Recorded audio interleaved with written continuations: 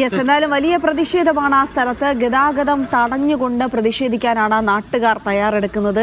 കാരണം ഇത് ഇന്നോ ഇന്നലെയോ തുടങ്ങിയ കാര്യമല്ല എന്നവർ പറയുന്നു. 40-ലധികം ജീവൻ ഈ പാത നിർമ്മാണവുമായി ബന്ധപ്പെട്ട് അവിടെ നഷ്ടമായിട്ടുണ്ട്. അതുകൊണ്ട് തന്നെ ഇനി ഒരു രക്തസാക്ഷി സൃഷ്ടിക്കാൻ തയ്യാറല്ല എന്ന് പറഞ്ഞ് നാട്ടുകാർ വലിയ പ്രതിഷേധത്തിലേക്ക് കടക്കുകയാണ്. അതിന്റെ സൂചന അവർ നേരത്തെ തന്നെ നൽകിയിരുന്നു. സ്ഥലത്തെത്തിയ ജില്ലാ കലക്ടറും ഇവിടെ ഗതാഗത നിയന്ത്രണം ഭാഗികമായി ഉണ്ടായിരുന്നു എന്ന് പറഞ്ഞ് സംഭവത്തെ ന്യായീകരിച്ചിരുന്നു. പിന്നീട് അവിടെ സ്ഥലത്തെത്തിയ നിർമ്മാണ കമ്പനി പ്രതിനിധിയും അതേ രീതിയിൽ സംസാരിച്ചത് തന്നെയാണ് നാട്ടുകാരെ ഇപ്പോൾ വളരെയധികം പ്രകോപിപ്പിച്ചിരിക്കുന്നത്. എന്തായാലും ഒരു ശക്തമായ നടപടി നാട്ടുകാരുടെ ഭാഗത്തുണ്ടാകും. ജില്ലാ ഭരണകൂടം ഇതിൽ ഇടപെടുമോ എന്നുള്ളതാണ് അറിയേണ്ടത്. നിതിൻ, അപ്പോൾ പൂർണ്ണമായും ഗതാഗതം തടഞ്ഞുകൊണ്ട് ഇനിയൊരു രക്തസാക്ഷി ഉണ്ടാവരുത് എന്ന് പറഞ്ഞുകൊണ്ടുള്ള സമരത്തിന് നാട്ടുകാർ മുന്നിട്ടിറങ്ങുന്നത് നമ്മൾ കാണുകയാണ്. ഇനിയിപ്പോൾ അവിടെ ജില്ലാ കളക്ടർ അടക്കമുള്ള ആളുകൾ സ്ഥലത്ത് തുടരുന്നുണ്ടോ? ഇനിയുള്ള നടപടികൾ എന്താകും?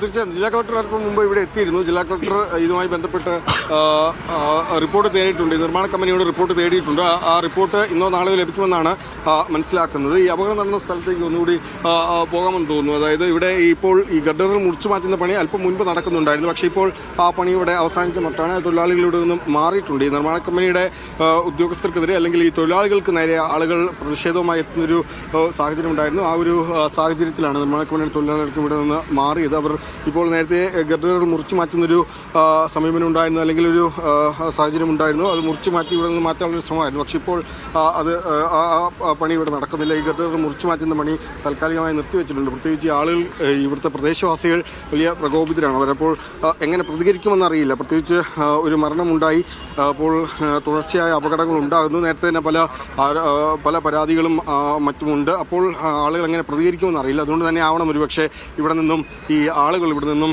ഈ തൊഴിലാളികൾ ഇവിടെ നിന്നും മാറിയിട്ടുണ്ട്. അങ്ങനെ ഈ ഗഡറുകൾ മുറിക്കുന്നൊരു പ്രവർത്തനം നമുക്ക് മുകളിലേക്ക് നോക്കുകയാണെങ്കിൽ കാണാൻ സാധിക്കും. ഇത്തരത്തിലാണ് ഈ ഗഡറുകൾ സ്ഥാപിക്കുന്നത്. ഈ ഗഡറുകൾ മുകളിൽ എത്തിച്ച ശേഷം അത് പിന്നീട് ഹൈഡ്രോളിക് ജാക്കി ഉപയോഗിച്ച്, നമ്മളിപ്പോൾ കാണുന്ന ഇങ്ങനെ എത്തത്തെ ഇത് ഇനി വീണ്ടും ഇത് കറക്റ്റ് ഗ്യാപ്പിലേക്ക് ഹൈഡ്രോളിക് ജാക്കി ഉപയോഗിച്ച് മാറ്റാനുള്ള ഒരു ഗഡറാണ്. ആ പ്രവർത്തനമൊക്കെ തന്നെ രാത്രി തന്നെ നിർത്തിവെച്ചിരുന്നു. ഇപ്പോൾ ഈ ഗഡറുകൾ ഇങ്ങനെ ബീമർ ഉപയോഗിച്ച് മുകളിലെത്തിച്ച ശേഷം പിന്നീട് ഹൈഡ്രോളിക് ജാക്കി ഉപയോഗിച്ച് തള്ളി മാറ്റുകയാണ് എന്നാണ്. പ്രത്യേകിച്ച് ഇത് അല്ലാതെ ഇത് മുകളിലേക്ക് കൊണ്ടുപോകാൻ സാധിക്കില്ല. അപ്പോൾ ഹൈഡ്രോളിക് ജാക്കി ഉപയോഗിച്ച് തള്ളി മാറ്റിയാണ് ഇത് മാറ്റുന്നത്. കൃത്യമായ ഒരു മെഷീൻ ഫെയിലിയർ ആണെന്നാണ് കമ്പനി അധികൃതർ പറയുന്നത്. പക്ഷേ ഏതെങ്കിലും ഒരു മാനുഷികമായ തെറ്റ് പറ്റിയിട്ടുണ്ടോ, ഹൈഡ്രോളിക് ജാക്കി പ്രവർത്തിപ്പിക്കുന്നതിലടക്കം ഏതെങ്കിലും ഒരു മാനുഷികമായി തെറ്റ് പറ്റിയിട്ടുണ്ടോ എന്നടക്കമുള്ള കാര്യങ്ങളൊക്കെ പരിശോധിക്കുമെന്ന് കമ്പനിയുടെ അധികൃതർ നേരത്തെ പറഞ്ഞിരുന്നു. ഏതായാലും നാട്ടുകാർ കൂടി ഇത്തരത്തിൽ പ്രതിഷേധത്തിലേക്ക് പോകുന്ന സാഹചര്യത്തിലൂടെ ഈ കമ്പനിയുടെ പ്രതിനിധികൾ അല്ലെങ്കിൽ തൊഴിലാളികളൊക്കെ ഇവിടെ നിന്ന് മാറിയിട്ടുണ്ട്.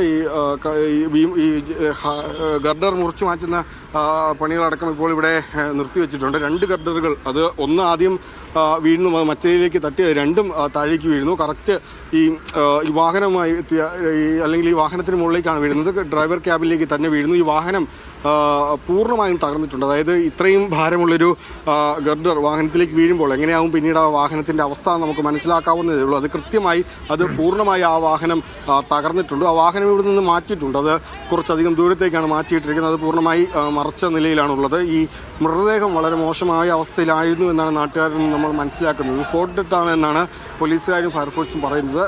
തൽക്ഷണം തന്നെ മരിച്ചിരുന്നു. ഈ ഗർഡർ വീണ സമയത്ത് തന്നെ രാജേഷ് മരിച്ചു എന്നാണ് പോലീസുകാരും ഫയർഫോഴ്സ് പറയുന്നത്. കാരണം ഇത്രയും വലിയൊരു ഗർഡർ അല്ലെങ്കിൽ ഇത്രയും വലിയ ഭാരമുള്ളൊരു വസ്തു അത് വാഹനത്തിന് മുകളിലേക്ക് ശരീരത്തിലേക്ക് വീണ് കഴിഞ്ഞാൽ പിന്നീട് എന്തായിരിക്കും നമുക്ക് ആലോചിക്കാവുന്നതുള്ളൂ. അപ്പോൾ മൃതദേഹം പോലും വളരെ മോശം അവസ്ഥയിലായിരുന്നു എന്നാണ് നാട്ടുകാർ അല്ലെങ്കിൽ ആ സമയത്ത് ഇവിടെ ഉണ്ടായിരുന്ന ആളുകൾ പറയുന്നത്. ഏതായാലും മൃതദേഹം ജനറൽ ആശുപത്രിയിലേക്ക് മാറ്റിയിട്ടുണ്ട് എന്നാണ് കളക്ടർ പറഞ്ഞത്. രാജേഷ്, ഈ നാട്ടുകാർ പ്രധാനമായും ഈ കമ്പനി ഉടമ അല്ലെങ്കിൽ കമ്പനിയുടെ പ്രതിനിധി പറഞ്ഞത് ഇതുവഴി വാഹന ഗതാഗതം നിയന്ത്രിച്ചിരുന്നു അല്ലെങ്കിൽ നിയന്ത്രിക്കാറുണ്ട്, ഈ വാഹനം എങ്ങനെയാണ് കടന്നുവെന്ന് അറിയില്ല എന്നൊക്കെയായിരുന്നു. പക്ഷേ നാട്ടുകാർ പറയുന്നുണ്ട് ഇതുവഴി വാഹന ഗതാഗതം നിയന്ത്രിക്കാറില്ല, വാഹനം ഇതുവഴി കടത്തിവിടാറുണ്ടായിരുന്നു, അത്തരത്തിൽ ഇവിടെ ഒരു നിയന്ത്രണം ഉണ്ടാകാറില്ലായിരുന്നു എന്നാണ് നാട്ടുകാർ പറയുന്നത്. ഏതായാലും വലിയ തോതിലുള്ള പ്രതിഷേധത്തിലേക്ക് പോകാനുള്ളൊരു സാഹചര്യമൊക്കെയുണ്ട്. അത്തരത്തിൽ കൂടുതൽ ആളുകൾ ഇങ്ങോട്ടേക്ക് എത്തുന്നുണ്ട്. പ്രദേശവാസികളായ ആളുകൾ കൂടുതൽ ഇങ്ങോട്ടേക്ക് എത്തുന്നുണ്ട്. അവർ എങ്ങനെ ഈ പ്രതിഷേധം ഇനി മുന്നോട്ട് കൊണ്ടുപോകണം, ഇത് വാഹന ഗതാഗതം പൂർണ്ണമായി തടസ്സപ്പെടുത്തിയൊരു പ്രതിഷേധമായിരുന്നു ആദ്യം അവർ ശ്രമിച്ചിരുന്നത്. പക്ഷേ പോലീസ് അത് തടഞ്ഞ് മറ്റൊരു വഴിയിലൂടെ വാഹന ഗതാഗതം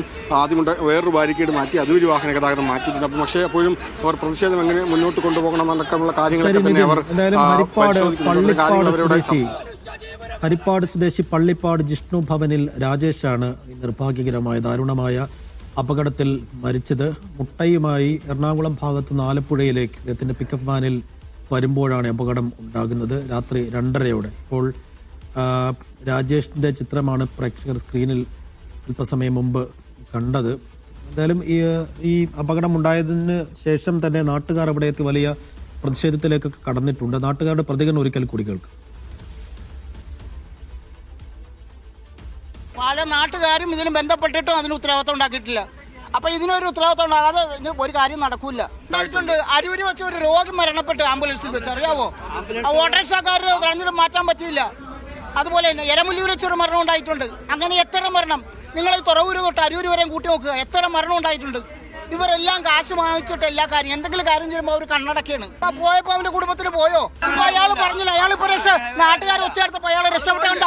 കാരണം ഇല്ല, ഇത് യാതൊരു പൂർണ്ണമായിട്ട് ഒരു തീർച്ചയായിട്ടും ഇതിന് നമ്മൾ പ്രാഥമിക ലെവലിൽ നിൽക്കുന്നേ ഉള്ളൂ. ഇത് അന്വേഷണം പൂർണ്ണമായി തീർച്ചയായിട്ടും ഡീറ്റെയിൽ അന്വേഷണം നാഷണൽ ഹൈവേയുടെ ഭാഗത്തുനിന്നുണ്ടാവും.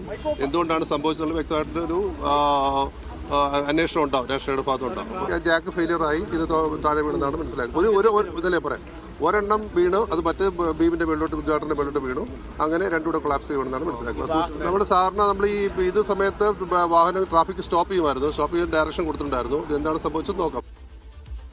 സ്ലൈഡ് ചെയ്തതാണ്. സ്ലൈഡ് ചെയ്തിട്ട് ജാക്ക് ലിഫ്റ്റ് ചെയ്തിട്ടാണ് ഇത് ബിയറിങ്ങിലാണ് ഫിക്സ് ചെയ്യുന്നത്. അപ്പോൾ അത് ജാക്ക് ചെയ്ത് ബിയറിങ് വെക്കേണ്ട ടൈമാണ്. ആ ടൈമിൽ അത് ജാക്ക് ഫെയിലർ ആയെന്നാണ് കിട്ടിയിരിക്കുന്ന അറിവ്. അപ്പോൾ ഒരു വാഹനം കടന്നു പോയതായിട്ടാണ്. അങ്ങനെ അല്ല, ഇതും ബ്ലോക്ക് ചെയ്തിട്ടുണ്ടായിരുന്നു. ആ സമയത്ത് വാഹനം എങ്ങനെ കടന്നു എന്നുള്ളത് അന്വേഷിക്കണം. കൺസ്ട്രക്ഷൻ സംബന്ധമായിട്ടുള്ള അപകടങ്ങൾ, മരണങ്ങൾ അങ്ങനെ സംഭവിച്ചിട്ടില്ല. ഒന്ന് രണ്ട് നമ്മുടെ ഇൻറ്റേർണലായിട്ടുള്ള വിഷയങ്ങൾ ഉണ്ടായിട്ടുണ്ട്. അല്ലാതെ ബാക്കിയുള്ള അപകടങ്ങളെന്ന് പറയുന്നത് നമ്മുടെ റോഡ് സുരക്ഷയായിട്ട് ബന്ധപ്പെട്ടുണ്ടായ 1-2 അപകടങ്ങളാണ് ഉണ്ടായിട്ടുള്ളത്.